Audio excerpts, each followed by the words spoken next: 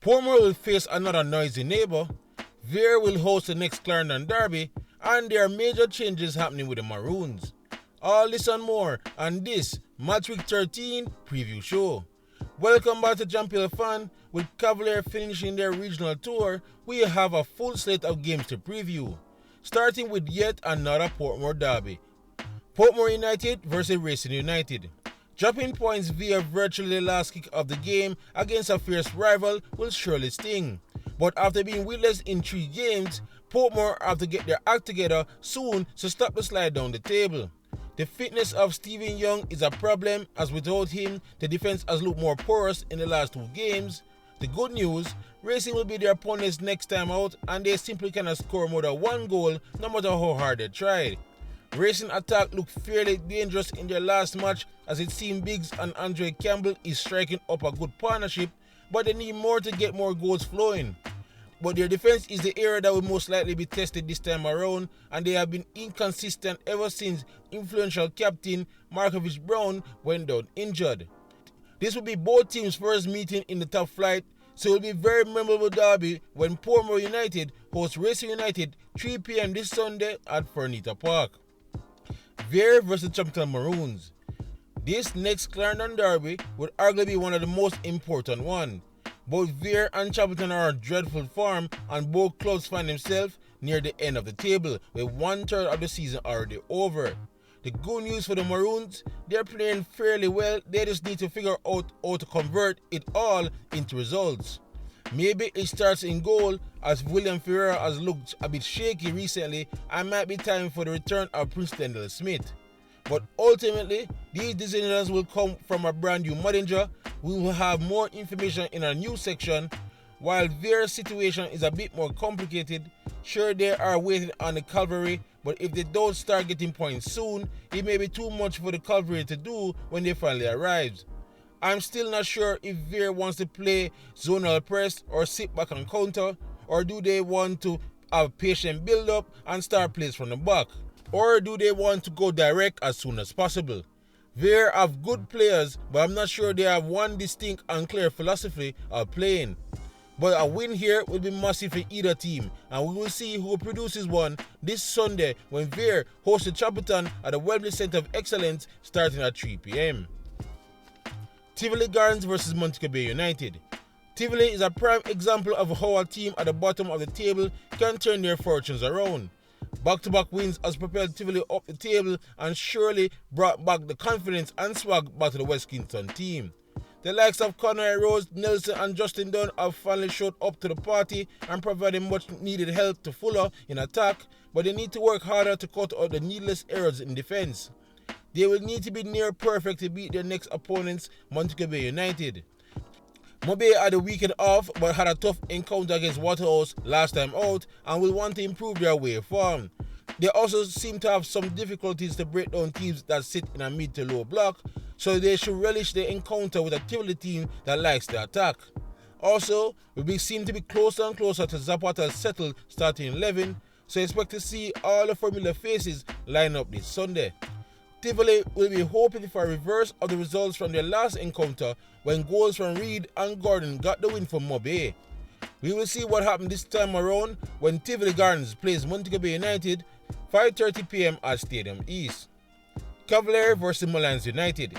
Cavalier are the reigning Caribbean Cup champions, and we will say more about that a little later, because there's no time to celebrate as they return to the league action this Sunday. And they need to hit the ground running as they are currently sit in 6th and too close to the other half of the table. Sure, one could point out that they played the least amount of games so far, but they obviously have not been their best in the last couple of weeks, with the Caribbean Cup being a distraction. So this may be the best time for Molynes United to face the regional champs. They may have been severely outplayed in their last match against Mount Pleasant, but they still should have the confidence left after a 2-game winning streak some time ago. They just have to stick to their way of playing because they were a bit reserved in their approach at Drax Hall.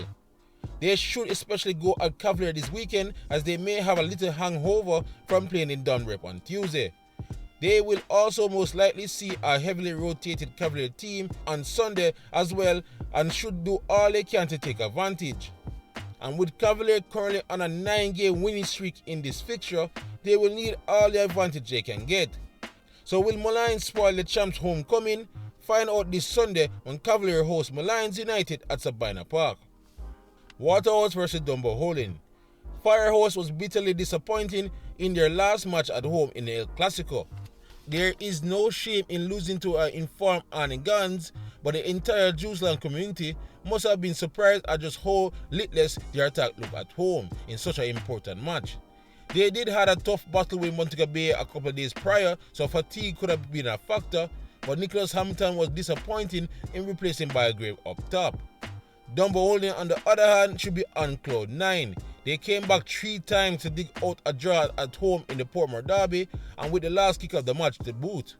But all of that good vibes may not help them in this match, as they have yet to work out how to collect points on the road this season. But what they do have is a fighting spirit, and they will need it, as I fully expect to see a different Waterhouse as they look to make amends for the El Clasico. In their last encounter, Javian Bryan was a difference maker as the host team won 1-0. Can Dunbeholden pull off the upset when they travel to Stadium East to face Waterhouse this Sunday? Molynes vs Mount Pleasant. Mount Pleasant are on fire. It's almost as if they watched the show, because soon after I criticized them for their poor conversion rate in front of goal, they have stepped it up big time. They now have 13 goals in 3 games and conceded none during that time. Devontae Campbell finding form lately has been welcome, but it was the resurgence of Daniel Green that really paved the way for the explosion of goals. And now Molynes is next in their crosshairs, a team that is struggling at the foot of the table and one that are winless in the last 5. The Lions under Dookie are usually stout in defense, and that's backed up the stat that's displaying they only conceding 6 goals in those 5 games. But it's goal scoring the issue reside, and with Kemar Beckford injured, there's even more pressure on Andre Clennon to back some goals. So based on form alone, they have an uphill task, but their head-to-head record also doesn't read well, with Mount Pleasant currently enjoying an ongoing 7 games undefeated streak. Let's see if the Lions can pull it off, the upset when Molynes takes on Mount Pleasant this Monday at the Anthony Spalding Complex. Arnett vs Harbour. Harbour is under new management, but they didn't look that much different in their first game under their new bosses. They were a stubborn defensive unit against Vere, but once again, their attack just lacked any imagination. Honestly, it's not much more to say about this team. The entire world are aware of their gaps in the squad, and until they put money where their mouth is in January, I don't see their fortune changing regardless of who's coaching.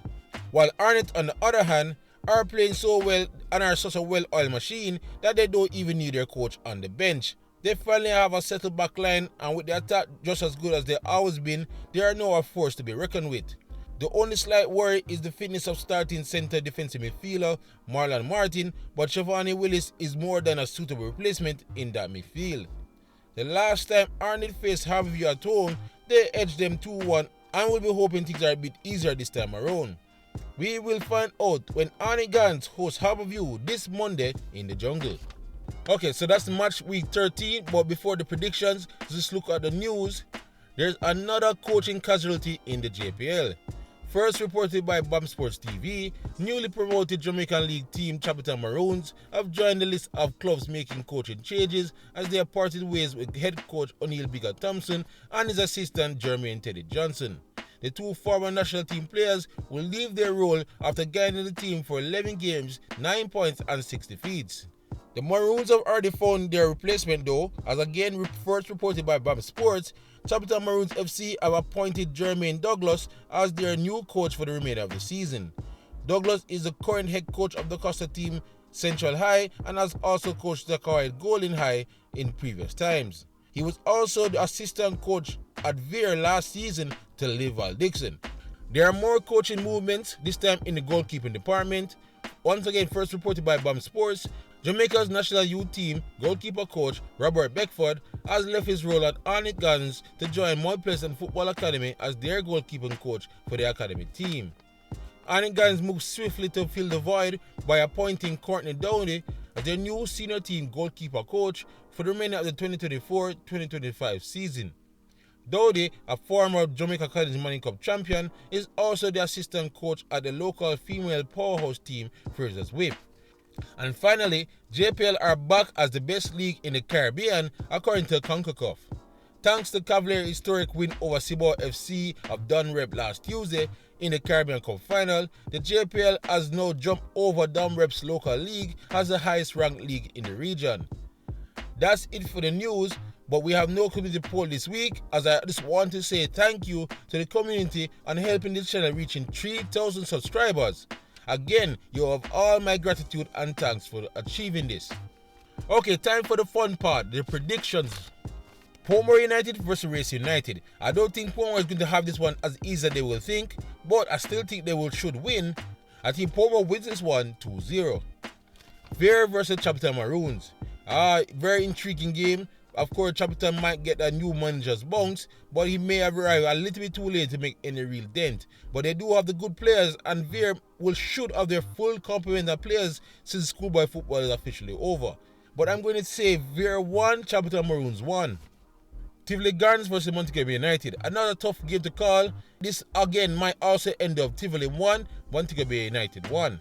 Cavalier versus Molynes United. I expect Molynes to score, but I still think Cavalier will try to bring the Cavalier off the bench in the second half and get a result. So I say Cavalier 2, Molynes United 1. Waterhouse versus Dunbeholden. Dunbeholden away form is atrocious, and I think Waterhouse after a full week's rest should be much better.